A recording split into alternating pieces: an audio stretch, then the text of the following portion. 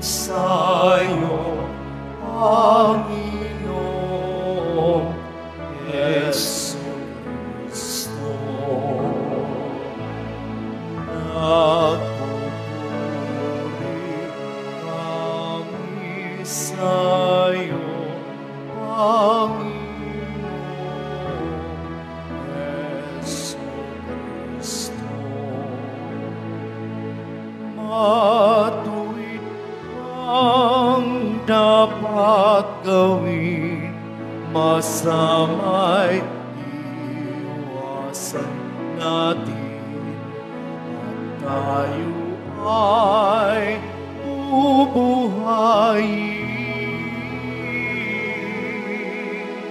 Ang Diyos ay sasatin, atin siyang kakapiling. Nagpupuri kami sa'yo, Panginoong Jesucristo.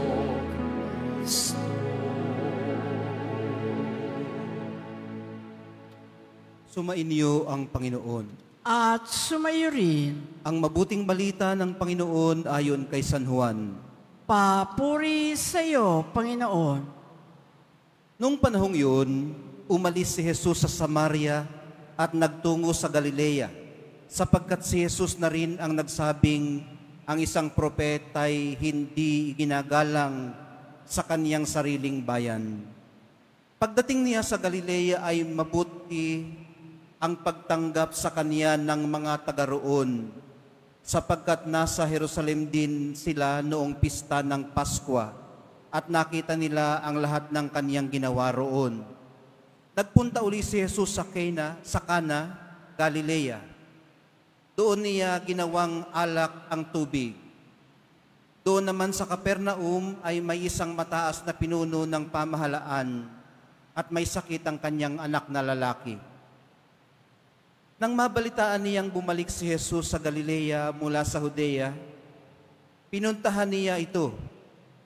Pinakiusapan niya itong pumunta sa Capernaum at pagalingin ang kanyang anak na naghihingalo. Sinabi sa kanya ni Jesus, hanggat hindi kayo nakakakita ng mga palatandaan at mga kababalaghan, hindi kayo mananampalataya. Ngunit sinabi ng pinuno, tayo na po, Ginoo, bago mamatay ang aking anak. Sumagot si Jesus, umuwi na kayo. Magaling na ang inyong anak. Naniwala ang lalaki sa salita ni Jesus at umuwi nga siya. Sa daan pa'y sinalubong na siya ng kanyang mga alipin at sinabing, magaling na ang kanyang anak. Tinanong niya sila, anong oras siya gumaling? Siya po'y inibsan ng lagnat kahapong mag-aalauna ng hapon. Tugon nila. Naalala ng ama na noong oras na iyon, sinabi sa kanya ni Jesus, magaling na ang inyong anak. Kaya't siya at ang kanyang buong sambahayan ay sumampalataya kay Jesus.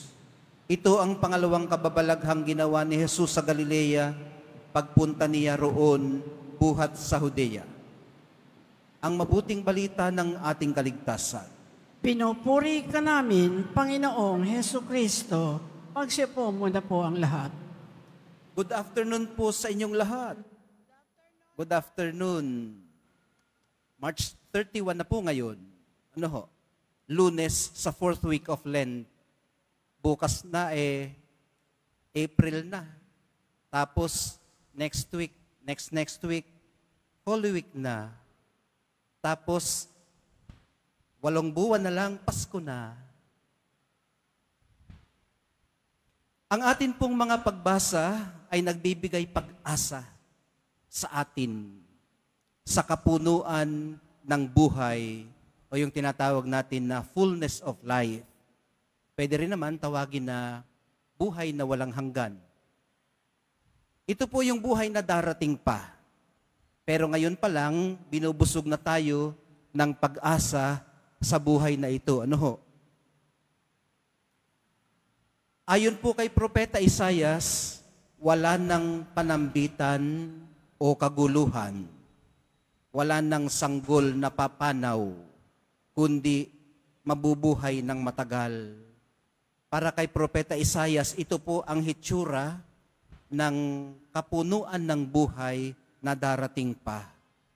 Patikim naman sa buhay na ito ang ipinagkaloob sa nananampalatayang mataas na pinuno ng pamahalaan, yun pong taga Capernaum, na humiling ng kagalingan para sa kanyang anak. So doon pa lang sa Capernaum noong panahong yun, pinatikim na ang mga taga roon, maging iyong anak niya at siya mismo, ng buhay na ito. Ang sabi niya sa mahal na pong Jesus Nazareno, tayo na po, Ginoo, bago mamatay ang aking anak. Alam niyang ito naman talaga ang kapupuntahan ng kanyang anak. Alam niyang ito ang mangyayari. Naghihingalo na po kasi ang kanyang anak. Naghihingalo na. Pero kumapit siya sa natitirang hibla ng pag-asa na maaari pang mabuhay ang kanyang anak. Hindi pa patay, naghihingalo pa lang, at habang buhay pa, may pag-asa pa. Ito po ang kinapitang matibay ng tatay na ito para sa kanyang anak. Inilagay niya ang pag-asang ito sa mahal na poong Jesus Nazareno. At hindi po siya nabigo. Hindi siya na-frustrate. Malayo man, isang araw pa yata yung biyahe niya, no? Kasi pagdating niya, kahapon pa nangyari yung pagpapagaling. Hindi siya nabigo. Malayo man, hindi man niya nakita kung paano nangyari.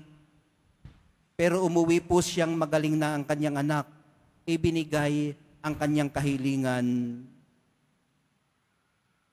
Ang pag-asang pinanghawakan po ng opisyal na ito ay napaka-practical.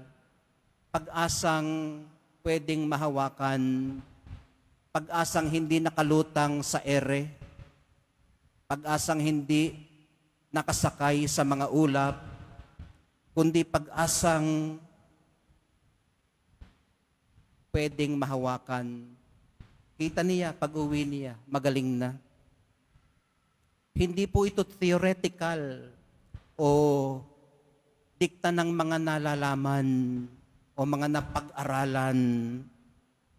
Hindi po ito pag-asang dahil siya ay may kapangyarihang hawak sa lipunan o sa pamahalaan, kundi pag-asang dala ng pagsuko, surrender, at tiwala, trust. Ito po ang nagbigay sa kanya ng lakas, ng loob na lumapit kay Jesus. Umuwi, hindi siya sigurado, gagaling kaya, tututuhanin kaya ni Jesus ang kanyang sinabi, nung sinabi niya na umuwi ako at magaling na ang aking anak.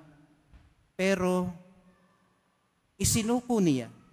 Isinuko niya ang kanyang posisyon, isinuko niya ang kanyang, pride siguro, bilang isang mataas na opisyal, nakiusap kay Jesus, anak ng karpintero, helper ng karpintero, inilagay niya sa kanya ang kanyang tiwala. Ang pag-aasang ito, mga kapatid, ay ipagkakaloob sa kanya.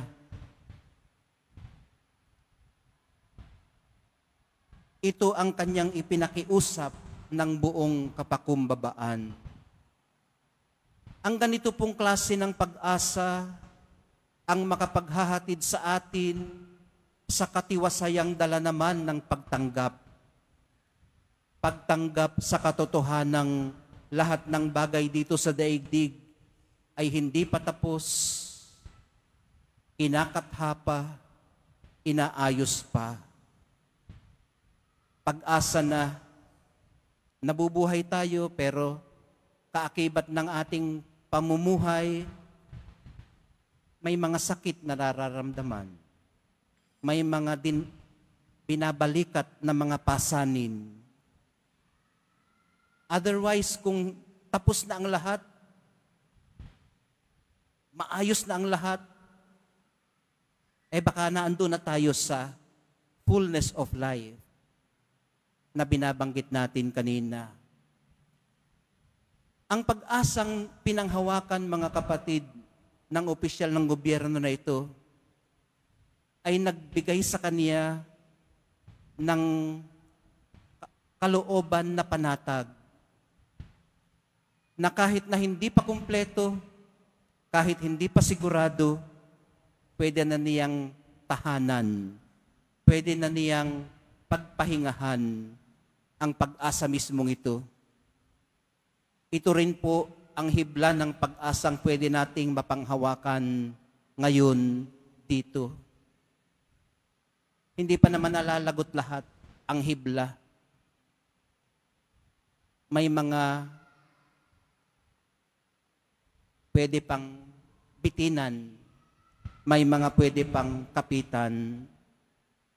Ang pag-asa pong may magagawa pa, kahit alam nating malapit na ang dulo, may magagawa pa kahit na alam nating maaaring malapit ng mahuli ang lahat. And being okay with that. Ayun, ano? Kahit na alam nating maaaring hindi naman tayo mabuhay ng 100 taon dahil sa ating sakit, dahil sa ating kalagayan, payapa tayo roon sa katotohanan yun. Dahil alam nating sa kalaliman ng ating kalooban,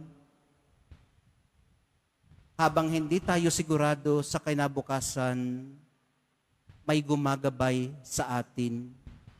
Mayroon tayong kasama, umaakay, sumasalo, nagbabangon sa atin. Kahit hindi na natin kaya, kung minsan, bumangong mag-isa.